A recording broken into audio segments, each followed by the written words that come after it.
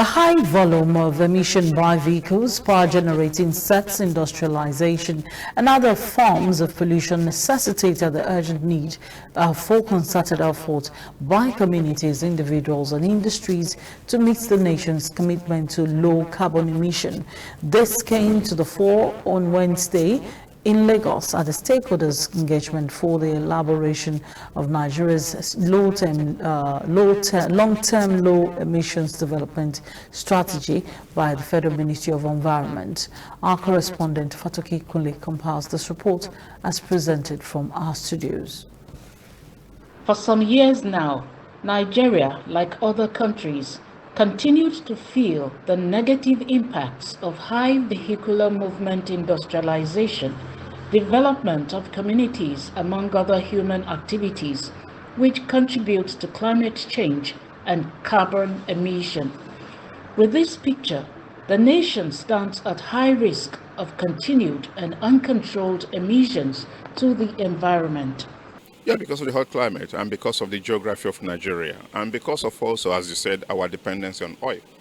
So by 2040, 2050, we could have as much as 25 million people displaced in Lagos State alone because of sea level rise. A lot of the food that we cultivate here are going to lose its productivity as a result of climate change. This provided an opportunity for the government officials and experts on environmental matters to brainstorm at these stakeholders' engagement for the elaboration of Nigeria's long-term low emissions development strategy, LTS.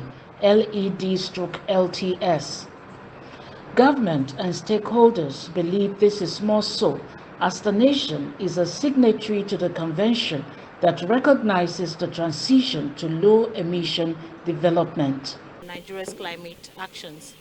There has been a lot of other national climate strategies and actions that are already on the ground and is being implemented.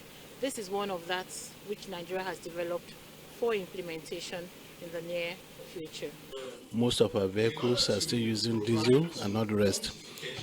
Even our transport system is really emitting a lot.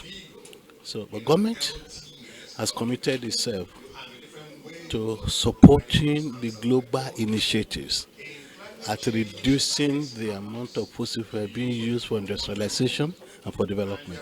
The workshop also harnessed opinions of stakeholders on the draft LTS with strategies that will ensure a low-carbon, climate-resilient and high-growth circular economy. Build a resilient society. So that is what we're working on, and this will guide further development, further investments in climate action.